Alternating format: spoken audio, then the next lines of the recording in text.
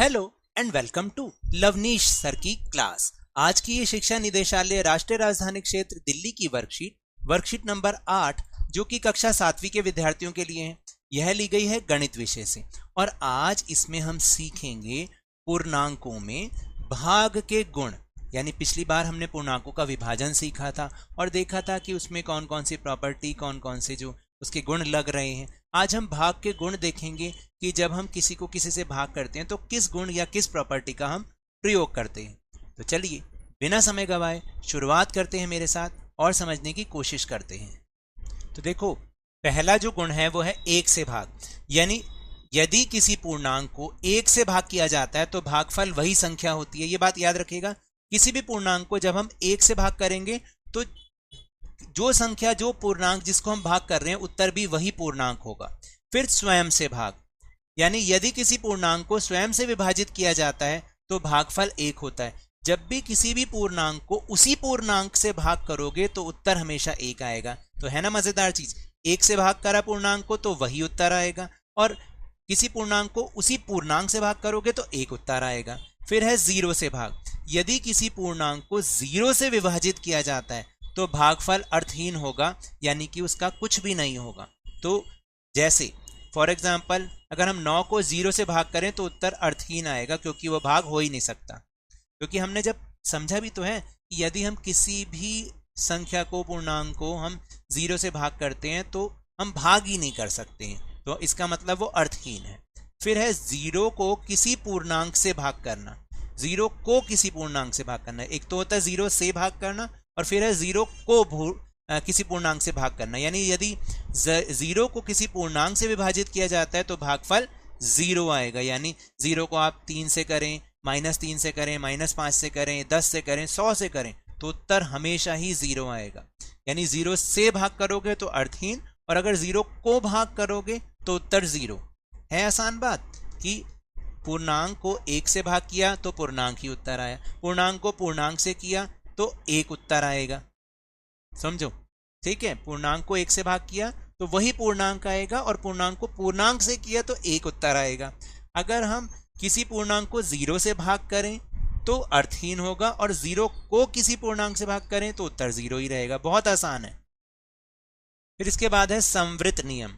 संवृत नियम का क्या मतलब है कि यदि आप किसी पूर्णांक को किसी पूर्णांक से भाग करते हैं, जैसे कि यदि आप -4 को -2 से भाग किया तो उत्तर आया 2, लेकिन यदि -4 को आप जो उत्तर आया उससे भाग करेंगे तो फिर उनका उत्तर, ये वाला जो दूसरा पद होगा वो उत्तर आ जाएगा। यानी दोनों ही ये पूर्णांक है, तो संवृत नियम तो यही होता है। लेकिन यदि आप -3 को -7 से भाग करेंगे तो उत्तर आएगा 3/7, जो कि पूर्णांक नहीं है। तो पूर्णांक भाग के अंतर्गत संवृत नहीं होता है, ठीक है। फिर क्रम विनिमय नियम, आपको याद है हमने पिछली बार किया था क्रम विनिमय। यानी हम अगर आपस में नंबरों के क्रम को एक्सचेंज कर दें, जैसे -9 भाग -3 3 होगा, लेकिन अगर हम क्रम बदल दें कि -3 आगे रख दें और -9 पीछे रख दें तो उत्तर इसका आएगा 1/3। तो 1/3 और 3 ये तो बराबर है ही नहीं, तो इसका मतलब पूर्णांकों के लिए यह विभाजन क्रम विनिमय नहीं है, ठीक है। यानी गुणा में तो ये चल जाता है कि आप उनका आगे पीछे सीरियल बदल दो, 3 गुना 5 15, 5 गुना 3 वो भी 15, लेकिन भाग में ये चीज नहीं चलती। फिर एक होता है साहचर्य नियम। साहचर्य नियम क्या है कि यदि -8 भाग -2,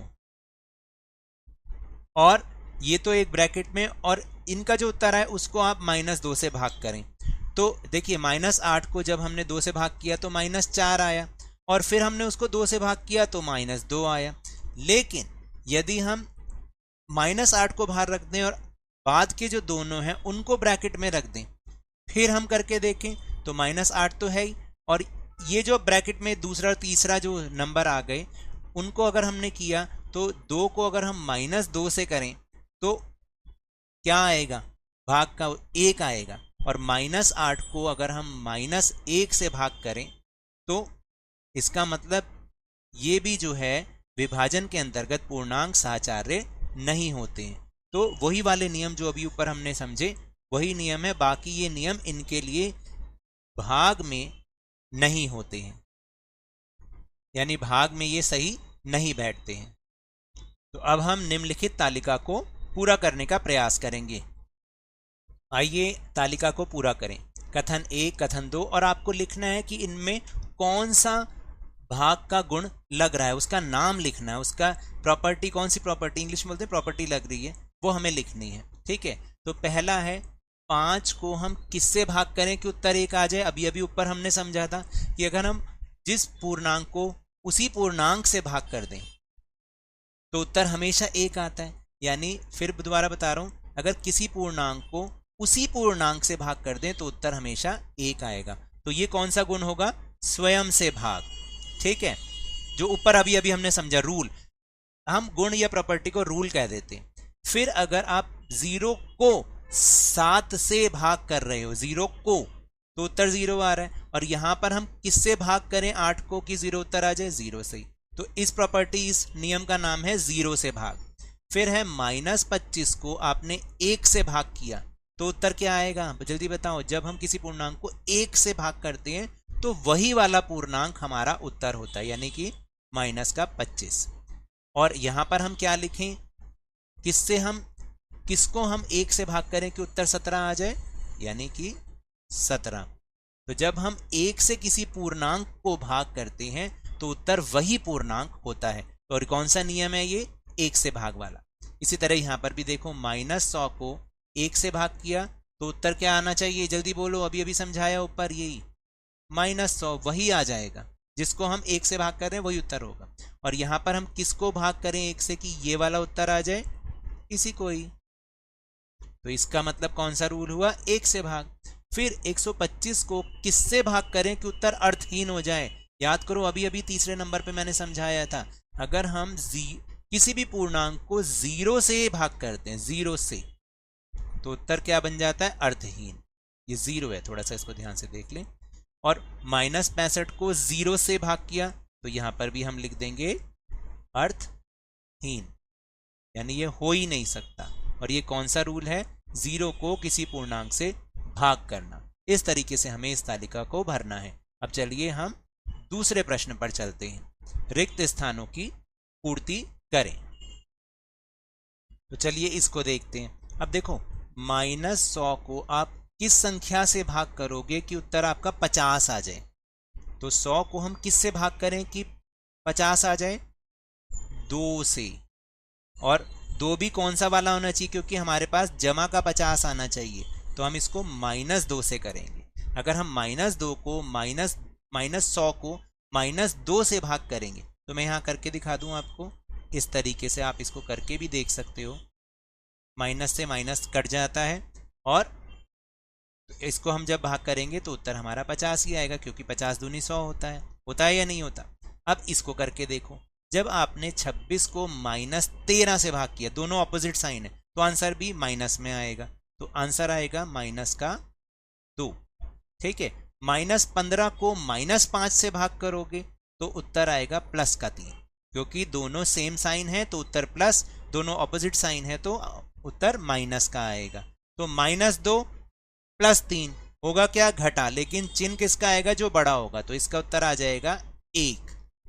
फिर 50 को किससे भाग करें कि उत्तर -1 आ जाए। बहुत आसान है, किसी पूर्णांक को उसी पूर्णांक से भाग कर दो।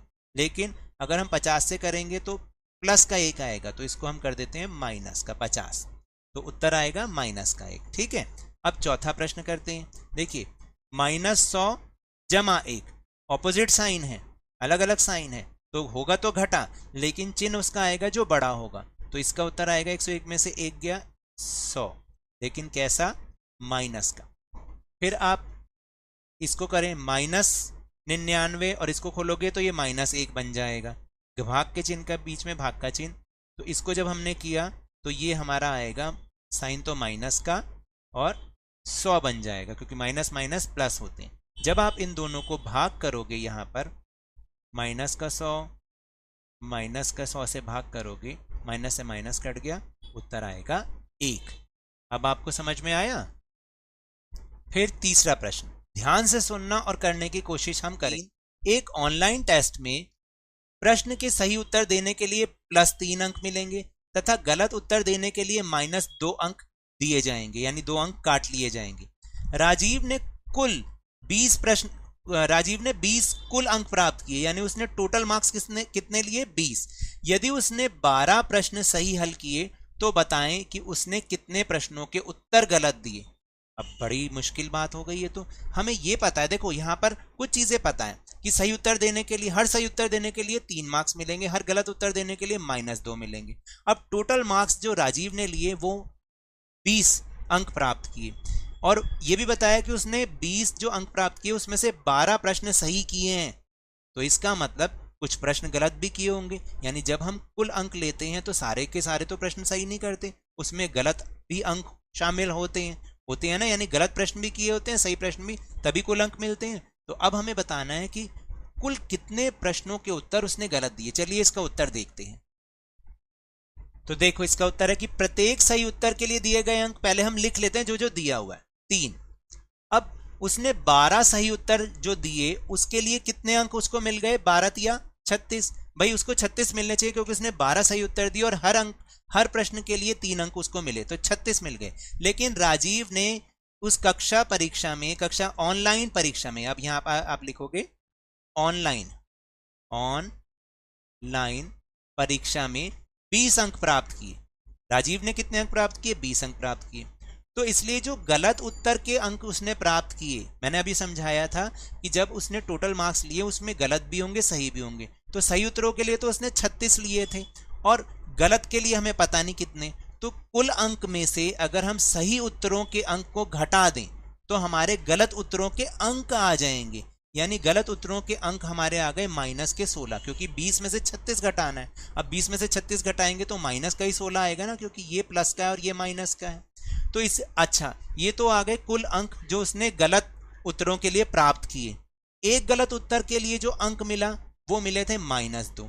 तो फॉर्मूला बनता है कि गलत उत्तरों की संख्या बराबर जितने गलत उत्तरों के लिए कुल अंक हैं उसको हम भाग कर देंगे कि प्रत्येक गलत उत्तर के लिए कितने अंक दिए गए, इससे हमें भाग करना है।